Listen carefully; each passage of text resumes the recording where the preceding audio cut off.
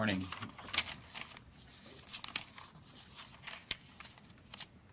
Before I get started, I want to extend Alaska's condolences to our Filipino community here, as well as to those families in the Philippines who have lost so many. And certainly our hearts go out there, and right now as well for our Western Alaska communities who are under siege by the storms.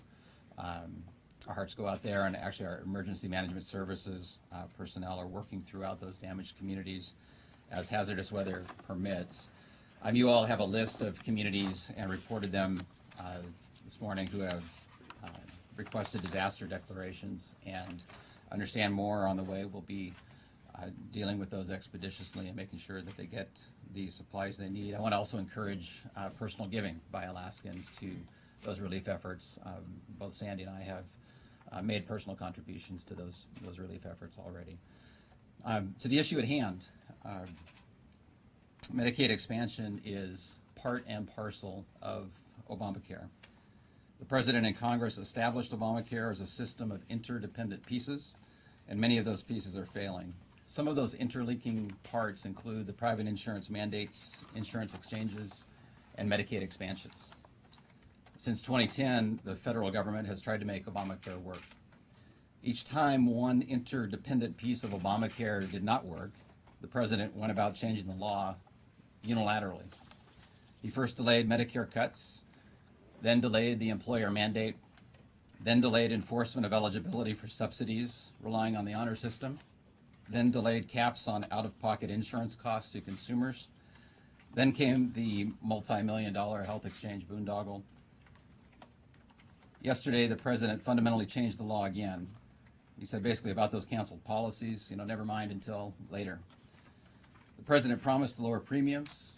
Premiums are now more costly. He promised Americans could keep their policies, and millions have lost them. And now it gets worse, because Obamacare's Medicaid expansion enrollment has far exceeded paying customers for insurance coverage. That fragile fiscal framework that Obamacare relies on is cracking. And today, states must decide if they're going to shoulder the financial burden and risk of the Obamacare Medicaid expansion for those up to 138% of the federal poverty level. The decision comes down to this: can states trust the federal government to not cut and run on its share of the cost? Currently, Alaska's Medicaid system covers 140,000 Alaskans, and it costs the state $1.5 billion. It's about $11,000 per Alaskan covered. It's already one of Alaska's biggest and most costly government programs. By 2020, without expanding the program to people who are up to 138% of the federal poverty level, the existing program is expected to grow and projected to grow from $1.5 billion to $2.5 billion. The Obamacare Medicaid expansion comes with skyrocketing increases, billions with a B, and no guarantee the federal government can make good on its 90%. Obviously, it's not free money just because these are federal dollars. They're from American taxpayers. And the Lewin Group report, which I understand is up on the web, we've released today, will provide more detailed information on those costs. So who might be eligible for the expansion? The study's numbers are all pretty close. So the Lewin Group, ANTHC study, for example, the numbers are pretty close. They said 43,000. Lewin Group said 43,000. About 17,500 of those are eligible for tribal health organization benefits. So Medicaid expansion could directly benefit about 26,000 people. But Medicaid expansion does not necessarily address the poor's access to care, but it does affect their eligibility to have it covered financially through this means. The real issue in Alaska is, and always has been, access, not insurance. Insurance is one means to that access of care and affordability of care. So where do poor Alaskans who are not eligible for Medicaid now get their health care? Many go to 25 health centers around Alaska that care for people on a free or sliding scale. These community health centers are heavily subsidized by state and federal funds. In 2012, these CHCs served more than 36,000 patients or 36,000 below 100% of the FPL, the federal poverty level. Others go to emergency rooms. Still others go to providers for mental health or substance abuse issues. State behavioral health grants support $30 million annually for mental health and addiction issues. The uninsured use a number of different means and providers to access services, paid for by those providers with uncompensated care and by Alaskans through their tax dollars and higher insurance premiums. To date, these costs on Alaskans are only being driven up by Obamacare. The Alaskans who would be part of the Obamacare Medicaid expansion are diverse in characteristics and needs. Some are the young invincibles. Others have mental health issues, addictions, homeless, highly transient people. Others have illnesses that create financial hardship. They're real people, their health matters, and we acknowledge there are gaps in access to services. And yet the existing Medicaid program in Alaska is clearly unsustainable, and Alaskans are right to pause and question the costs. Does adding more costs to an already broken down system make sense? I believe a costly Medicaid expansion, especially on top of the broken Obamacare system, is a hot mess. The president knows that. In a letter to Senators Kennedy and Baucus in 2009, President Obama wrote, and I quote, "The ever-increasing cost of Medicare and Medicaid are among the main drivers of enormous budget deficits that are threatening our economic future. In short," he said, "the status quo is broken, and pouring money into a broken system only perpetuates its inefficiencies." Many of us agree with that statement. Where the president admits the existing Medicaid system is unsustainable, and where the most costly part of Obamacare, that is Medicaid expansion, where that part is the only part of Obamacare that is working to sign up people at significant cost, we have to stop. This is a time for every state, not just Alaska, but it is time for every state to stop digging our financial hole bigger. The president and the Congress need time to unravel this national mess. They need to stop the destruction of the private insurance market and restore choice and affordability to healthcare plans. Medicaid expansion addresses some of the uncompensated care issues for providers in Alaska, but it only makes things tougher on more Alaskans, particularly those struggling to get by on a paycheck, who are now losing their coverage or being faced to pay substantially more for coverage. Certainly, Obamacare is forcing more into economic peril than right now it is helping. So why, under these circumstances, should we add more financial risk to Alaskans with a one-size-fits-all Medicaid expansion? The bottom line is Obamacare failed to launch, is failing to deliver on its promises, and remains in disarray. We simply cannot bail out this failed experiment by expanding Medicaid, at least not at this time. Because to expand Medicaid in the way envisioned by Obamacare, and it's the only choice I'm being given under Obamacare, is expanded in this one-size-fits-all, all-or-nothing way. To expand Medicaid in this way puts more people at financial risk than it helps. Alaskans deserve better than what is being dished up by the federal government. So to chart Alaska's course through this federal mess and better assure healthcare access and affordability for our people, I've made a point of consulting with a diverse range of Alaskans. I've met with Native health organizations, ASHNA, it's the State Hospital Nursing Home Association, the Alaska State Medical Association, hospital professionals from different communities, the NFIB, small business representatives, individual Alaskans. I've read the reports, consulted with my Commissioner of Health and Social Services, and heard from a number of sources. What's become clear is that Medicaid expansion is a bigger, more far-reaching decision than most appreciate. And Medicaid expansion to work requires functioning, affordable private insurance options and functional exchanges. It's that interdependent system. So first, we need the President and the Congress to stop the falling dominoes of millions losing their private insurance policies and paying more for coverage they don't want or need. We cannot afford a mere delay of a failed policy.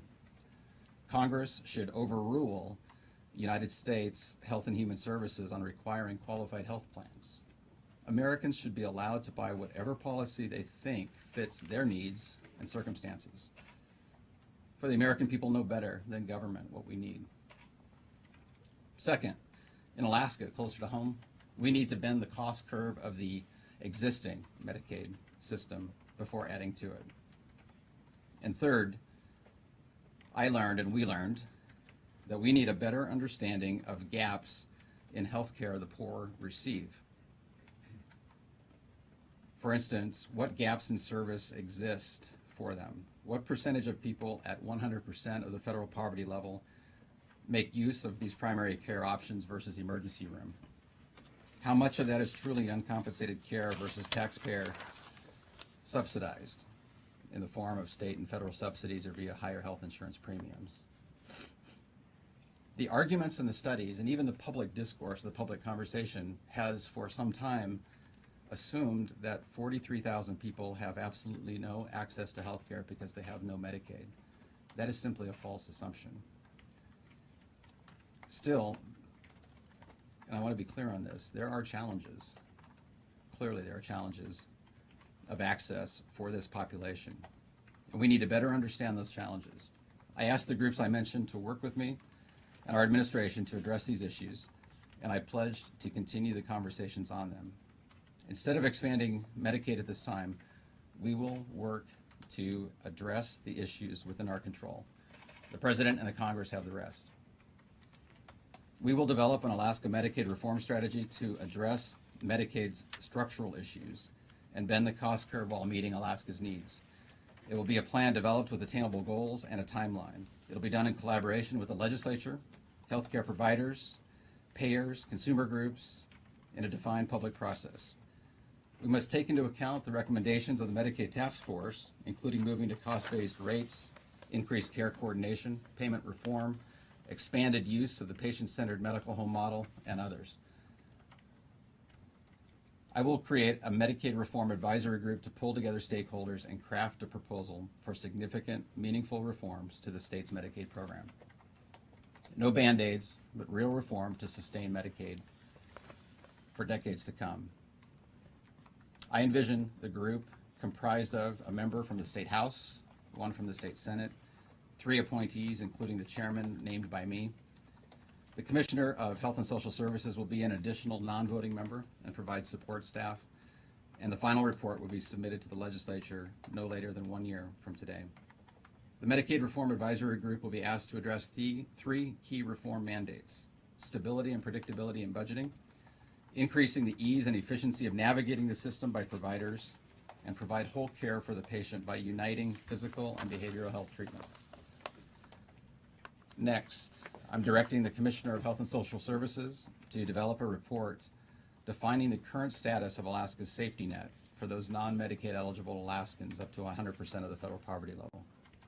Clearly, we need to know more about the people in this category and their health care needs, what current services available to them are being utilized, and if different services need to be accessed. I also want the Commissioner to identify how best to get at the issue of purely uncompensated care versus taxpayer subsidized care for this population. We need to work to address uncompensated care for providers, but Alaskans also need some relief from high health care costs and insurance premiums in return. At least the effort needs to be more targeted and specific than Obamacare's Medicaid expansion approach. If additional analysis is required from an independent party, I've let the Commissioner know I would seek additional funding from the legislature for that purpose. So I expect that report, this report on the safety net and the interrelationship between uncompensated care and subsidized health care access, I expect that to be delivered to me in time for any amended or supplemental budget requests of the legislature. And now I know you've got a lot of good questions. I brought with me Commissioner Bill Struer of Health and Social Services, and happy to take your questions. Governor, so the Alaska Chamber of Commerce, the Anchorage Chamber of Commerce, Alaska Native Tribal Health Consortium, the faith community, a long list of groups, of diverse groups, called for Medicaid expansion. Yeah. Why are all of them wrong? Why is this the correct way? I think I've laid out the reasons why each one of those groups you've named are responsible for their membership. I'm responsible for all Alaskans, and I am not willing to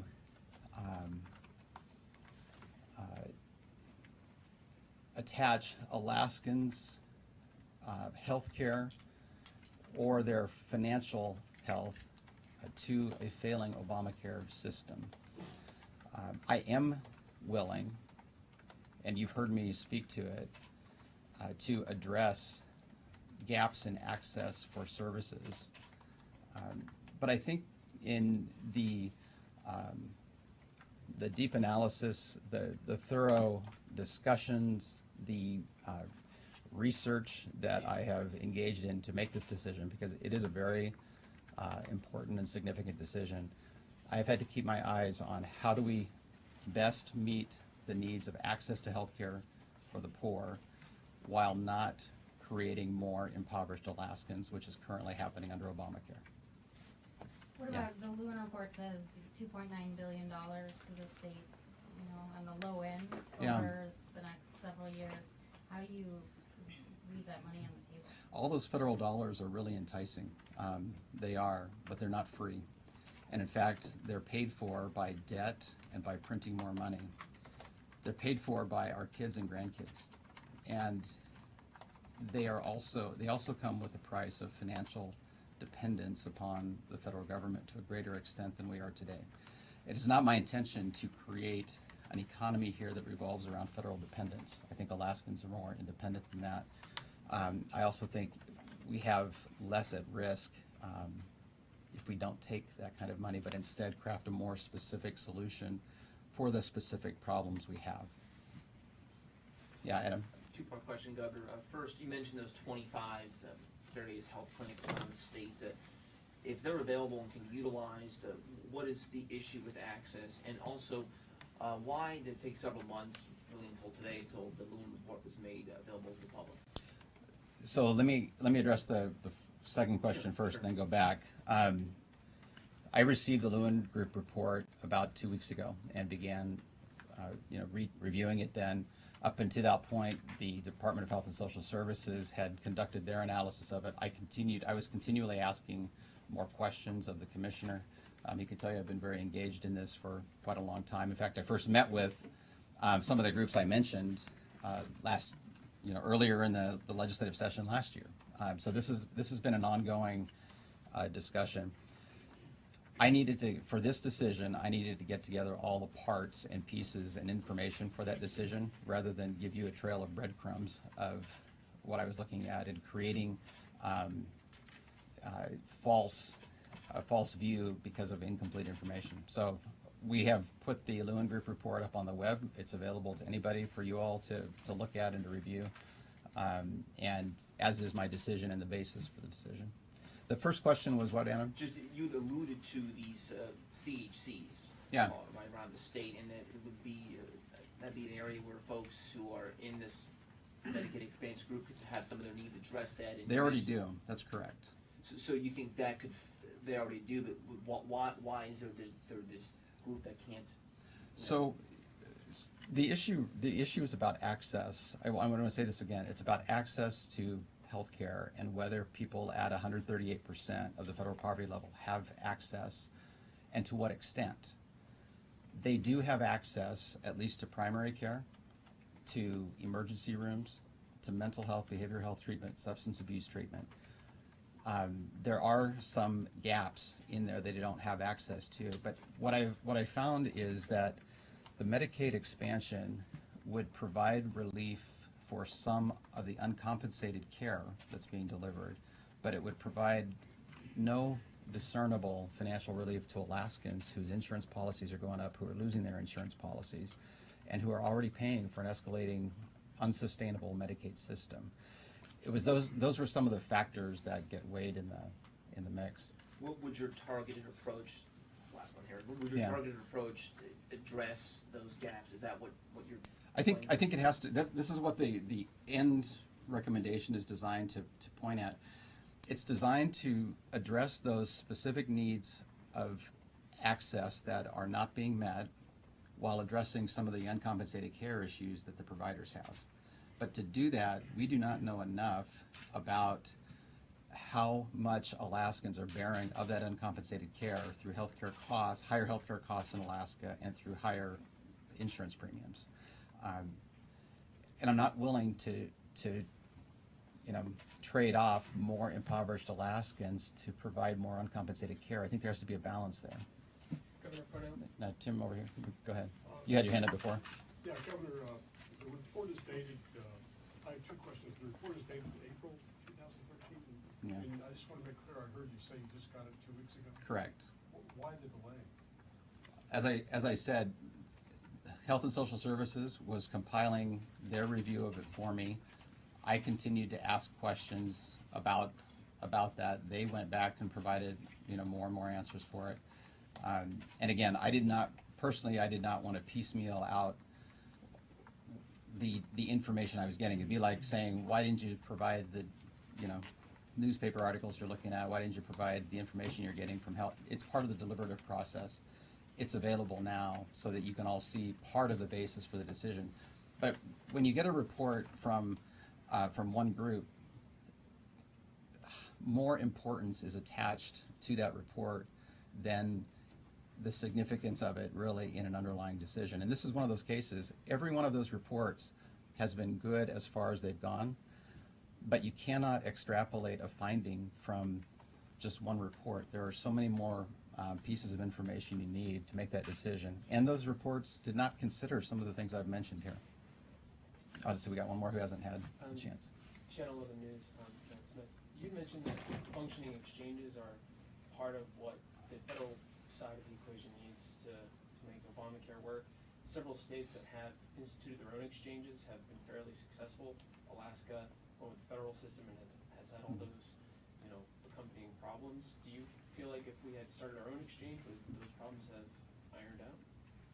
I understand that that's one view that those of us Republican governors are now responsible for a failed Obamacare exchange. I understand that's one view. The other view is that even those states who have done their own have experienced problems. Oregon, for example, has had to, as I understand it, has had to hire about 400 people to review paper applications because their exchanges are not working. The reality is, when I made that decision to let the federal government do the exchange themselves, along with 30 plus other states, I did it because U.S. Health and Human Services could not provide clear guidelines on what they would require in those exchanges. The goalpost kept moving, and as we saw, the goalpost kept moving up until almost the launch date on their own exchanges. So my view at the time was, we don't know what's going to be required. We can't create a product in an environment like that will work. Federal government under the law is required to do it. Let's let them do it. That's the approach I took. When you see states like New York, Kansas, they've successfully enrolled tens of thousands of people, do you feel like Alaska could have figured it out the way those states have? It's possible, but again, you're using one situation to extrapolate across the entire U.S., and it's pretty difficult to do, considering that other governors have had less success and more, depending upon the circumstances. Grace. Commissioner Stewart, if you could address the process that you went through from last year hiring the Lewin Group to April getting the report until just 2 weeks ago giving the report to the governor. Can you describe to us what the timeline was? How much time? How much time do you have, Grace? Pretty much what we did. We did receive the report in April, but we were back and forth probably through the end of May with Lewin on some of the details on it, some of the assumptions that they'd made, some of the misassumptions that they made, clarifying and getting a final document completed. Then we started to pour into it and take a look at the differences between ours and the other studies that were out there, differences between ours and Kaiser, for instance, who has put out a lot of information about the covered population. And it's been a slowly unfolding process to identify who the population really is that does not have access to insurance. And then where's our liability in terms of, when I say our liability, where's the folks that don't have access to health care? Because those are two different populations. And frankly, it hasn't been easy trying to find out what the 36,000 people that visited the community health centers look like. In other words, what are their health care needs? Why did they present? Are they families? Are they individuals? And then we have our own 10,000 people that we have covered under behavioral health grants, and getting the information on them. And I say shame on me for that, because we simply don't have the data. So it's been a slow process to build this for the governor to talk about exactly, or to get to where we needed to be to present a recommendation to him. You were talking about the one-size-fits-all approach, and that was not appealing. Did the state apply for some kind of a waiver to do a different model, like Arkansas? Or So I personally approached Secretary Sebelius last February and asked for flexibility in this. I asked whether we could expand Medicaid to 100% of the federal poverty level using our own means and receive federal reimbursement, and the answer was no. And as this has evolved, in fact, Governor Beebe of Arkansas had just been in, and so that's a model to look at, but we really do need more flexibility to address the specific needs of Alaskans, rather than an overwhelming amount of federal dollars coming into the state to solve in search of a problem of that magnitude. And I have committed to Alaskans and to these providers that we would work to address those gaps in access, as well as some of the uncompensated care issues. So if the federal government was open to a different solution for Alaska, would that change your mind? I would have to revisit the decision at that point, of course. That's something I'm always open to, is if there's new information and a change in circumstances that would make a difference to Alaskans, of course I'd revisit that. Adam? Just so I'm clear, your plan would not involve a single federal dollar to address these coverage gaps? So I haven't said that. I don't know yet. I mean, at this point, until the commissioner is done with that work and the advisory council is done, I can't answer that question. I can tell you that if we are able to access additional federal dollars, it would not be at the magnitude that we're talking about now. And it's all about working to find that balance of what's best for Alaskans in toto, in complete. So, Lisa?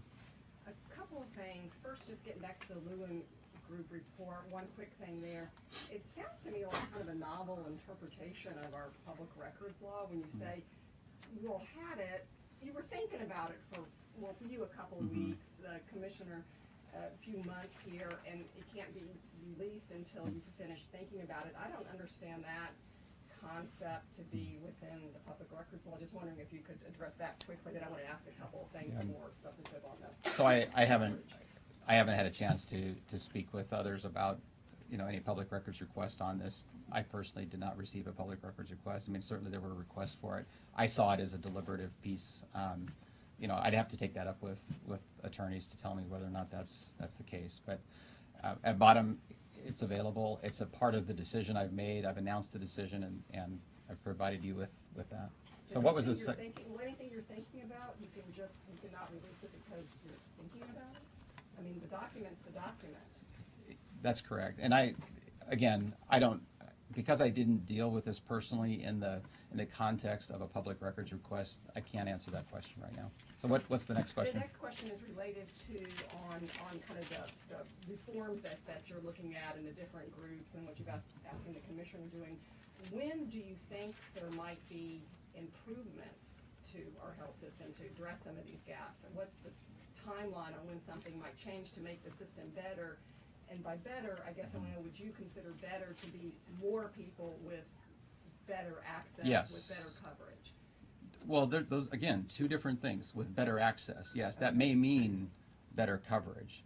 But again, I want to focus on what counts for an Alaskan, and that's better access to health care, particularly if they're in that 100% of federal poverty level or below. And I've acknowledged that's where we want to focus our efforts. In terms of the specific timeline, in the remarks I made, which we can make available to you, I have said that I wanted to hear back from the commissioner in time to raise a supplemental spending request or an amended spending request with the legislature. So that is a part of the process that we're embarking on. And overall on Medicaid, given the growth that's already experienced and what you're looking at, are you looking to cut groups that are eligible, to cut benefits, to cut reimbursement rates, to bring those costs down? You want to address that? Because I haven't had that discussion on that. But again, this Medicaid advisory council that I'm establishing with this to address those structural issues, they will bring back suggestions to bend the cost curve. And I've given a few examples of how we might do that, but I have not directed any Medicaid cuts at this point, and in the specifics you're defining. So, I don't know if do you have no? Okay, Grace. Governor, our newsroom has gotten multiple emails and phone calls from people with some really heartbreaking healthcare stories and lack of access, who are trying to understand what the potential expansion would mean for them. What would you say to those people? Of course, it depends upon their individual circumstance, but I would say to them that I will work to ensure better access, but Medicaid expansion does not necessarily guarantee that to them. Oh, gotta go online. Okay. Operator, could you take us off lecture mode, please? We're ready for online Q&A. Thank you. Online phone, if you'd like to ask a question, please press star 1 at this time. Thank you.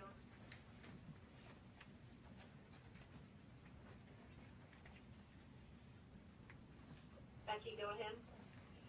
Governor, since you had mentioned what you see as some of the failures or problems with the health care law, as you noted, the president yesterday had made a statement regarding allowing people to continue to keep their policies with certain caveats there.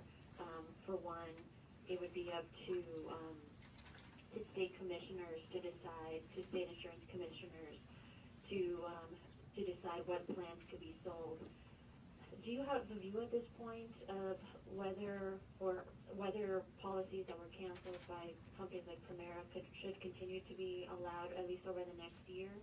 And then do you plan to in any way weigh in with Director Kolb on that? I already have. When I saw that article last night, I sent direction through my chief of staff to ensure that that our state commissioner of insurance would, in evaluating any potential action, would work to make sure that Alaskans had greater choice in the healthcare plans that they could choose and more affordable options. At bottom, what's at play here on the national stage is government dictating to Americans what healthcare plan they have to have. I want Alaskans to make that determination for themselves. And so that's why I called on Congress in my remarks to change the law to allow Americans, including us Alaskans, to select our own healthcare policies, which will decrease the price of those policies. No further online questions. Okay. If Yeah. lawmakers decide they want to expand Medicaid, are you open to revisiting it at that time? I think you should probably ask them first about that, but on my end of it, I would need to see a change in circumstances or facts that I have not already considered. That's what I'm looking for, and that's why I've tasked these two groups to dig even deeper into these issues. I think what's come of this discussion is a better understanding for everybody about what the real issues are, where the gaps might really be, and then how do we work together as Alaskans to solve them, to meet them. Lisa?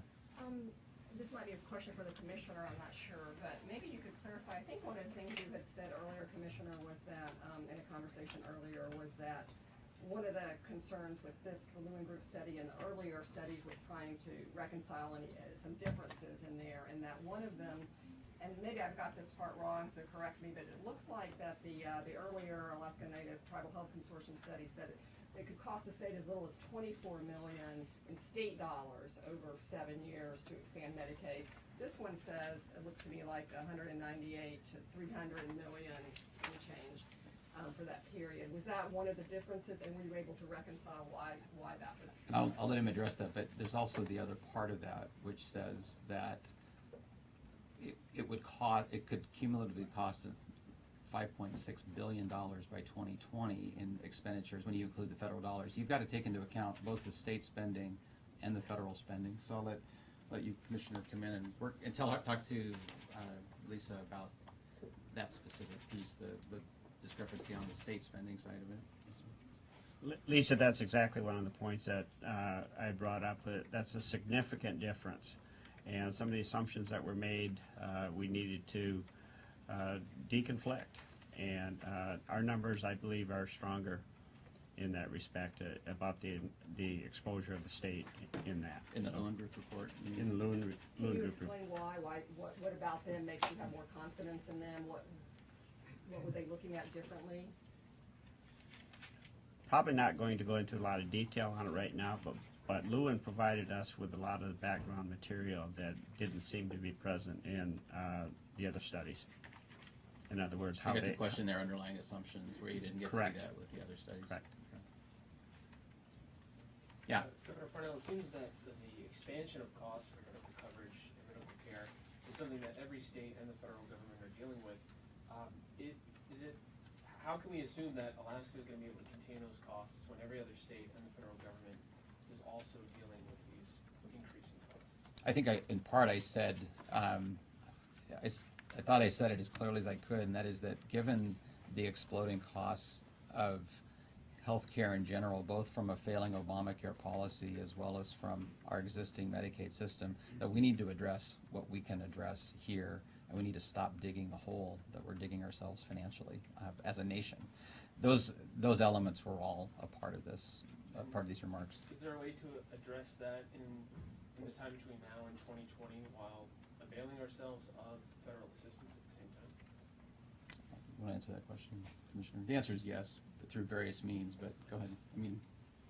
So can you just restate your question? Well, you're saying that we're digging ourselves deeper as we try and expand coverage and try and contain costs, and we're talking about leaving some federal assistance on the money on the table. Can we not avail ourselves of that while also working to contain costs in Alaska at the state level? Can we avail ourselves? Short answer is yes, but we have to look at the collateral downstream effect of making that decision at this point with a broken system.